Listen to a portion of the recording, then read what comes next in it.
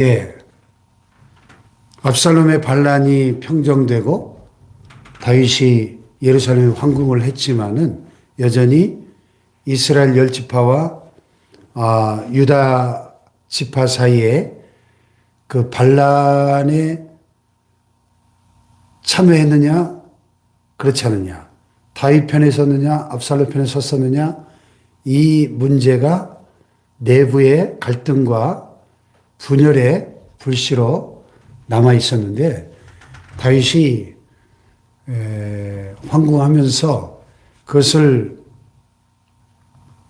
공의로 판단하고 그 반란에 대한 책임을 묻고 했어야 했는데, 그냥 유야무야 유화정책을 펴서 무조건 다 덮고 다 끌고 가려고 하니까 문제가 해결된 듯이 보였지만은 그 안에서 내부에 자기들끼리의 그런 갈등 때문에 결국 그 갈등을 이용해서 세바라고 하는 한 불량배가 반란을 일으킵니다. 그래서 여기 20장 1절에 보면 마침 거기에 불량배 하나가 있으니 그 이름은 세바인데, 그 나팔을 불면서 우리는 다윗과 나를 분깃이 없다 하면서 이스라엘 그 열 지파를 선동하니까, 이에 온 이스라엘 사람들이 다윗 따르기를 그치고 올라가 비그리 아들 세바를 따랐다. 그래서 또 다른 반란이 일어난 겁니다. 압살롬의 반란을 겨우 평정하고 나니까 이제 거기에 대한 조치를 공정하고 정의로운 올바른 조치를 취하지 못하니까 또 다른 반란이 일어나요. 그래서 상당히 세바를 따르는 무리가 많았던 것 같습니다. 그래서 이제 다윗의 군대 장관 요압이 그 세바의 반란군을 또 진압하기 위해서 온 이스라엘 모든 지파 가운데 두루다니며 아벨과 벤마가 벨이 모은 땅에 이르렀다 그랬어요. 그 벤마가 아벨이라고 하는 그 성읍에 가서 그 성읍에 지금 진을 치고 있는 이 세바의 반란군을 진압하기 위해서 그 지역 언덕 위에 토성을 쌓고 요압의 온 군대가 그 성벽을 쳐서 이제 공략하려고 할 때, 오늘 여기 16절에 보면 그 성읍에서 지혜로운 여인 한 사람이 있었다는 거예요. 여러분, 이 여인의 이름이 성경에 기록되지 않습니다. 무명의 여인이 누군지도 몰라요. 그런데 그 아벨이라는 성읍에 살고 있던 지혜로운 여인, 이 한 사람의 그 지혜로 말미암아 피비린내 나는 동족 간의 전쟁이 방지가 되고, 그리고 이 아벨이라고 하는 성읍의 그 모든 백성들이 다 진멸당할 수밖에 없는 그런 위기에서 이 여인 한 사람의 지혜 때문에 이 성읍이 구원을 받는다 하는 줄거리입니다. 어떻게 그렇게 할 수가 있었을까요? 요압에게 단판을 벌인 겁니다, 이 여인이. 당신이 요압입니까? 그러하다. 이 여종의 말을 들으소서. 그래, 내가 듣겠다. 말해봐라. 옛사람들 흔히 말하길 아벨에게 가서 물을 것이라 하고 그 일을 끝내었나이다. 다시 말하면 이 아벨이라는 성읍은 지혜로운 성읍으로 옛날부터 유명한, 이스라엘에서 하나님의 그 지혜가 있는 성읍으로 평판이 자자한 그런 곳임을 요압에게 상기를 시켜주고요.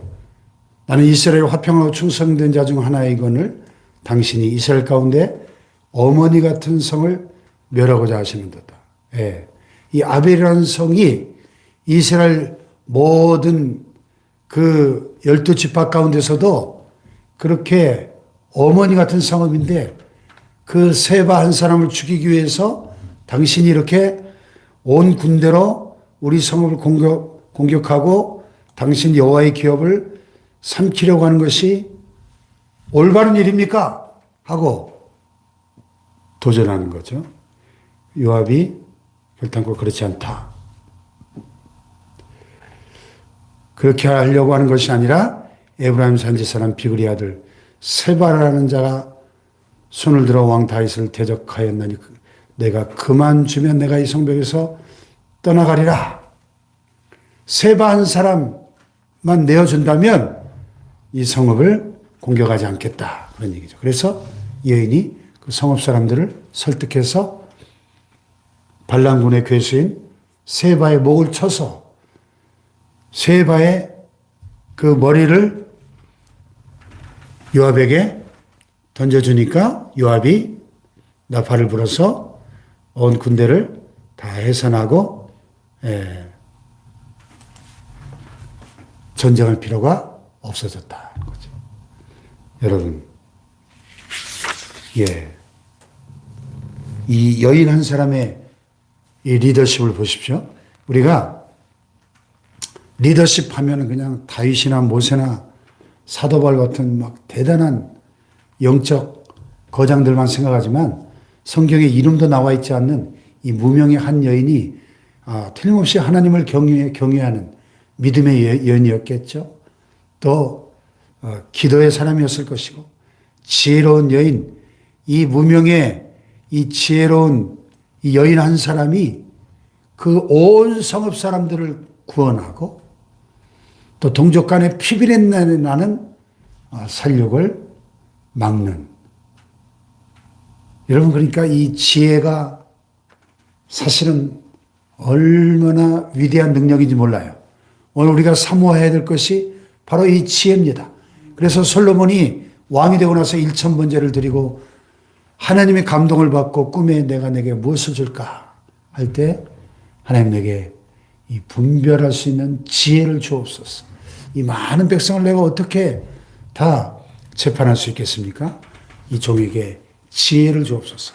근데 그 지혜가 히브리 원어에 보면 듣는 마음에 듣는 마음. listening heart.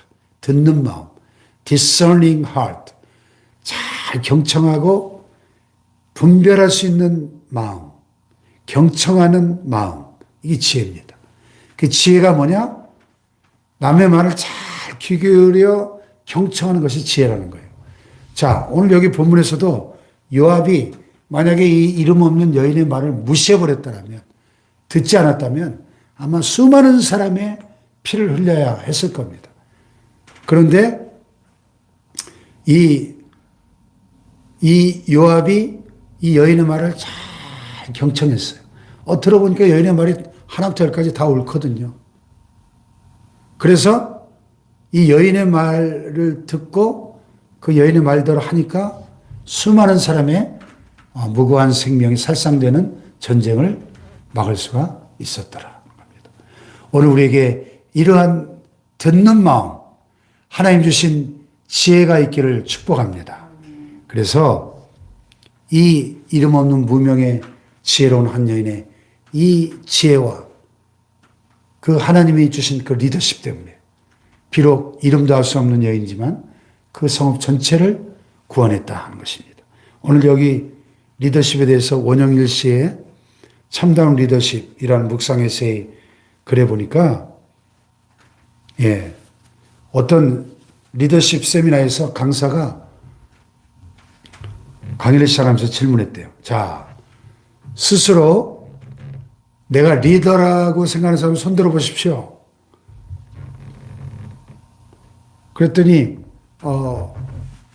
손을 든 사람도 있고 안 든 사람도 있고, 그래서 손을 안 든 사람들에게 이렇게 말했대요.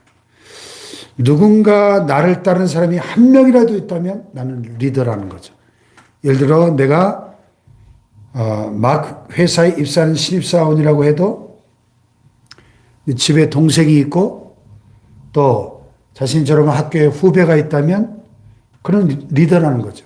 넓게 보면 누구나 다 리더이고 언젠가 리더가 될 수 있기에 리더십은 모든 사람에게 꼭 필요하다는 겁니다.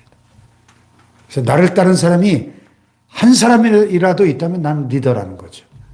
그러면 우리는 누구나 다 어떤 면에서 리더인 것이죠. 참 리더십이 필요한데, 그런데 참다운 리더십을 발견하기가 쉽지 않죠. 그래서 현대사회의 가장 큰 문제점을 리더십의 부재라고 진단하는 사람이 있을 정도인데, 우리는 예수님의 리더십을 배워야 한다는 것입니다. 예수님의 리더십은 한마디로 정의하면 서번트 리더십이에요. 섬기는 리더십, 종으로 섬기는 리더십, 섬기면서 이끌어가는 리더십이죠.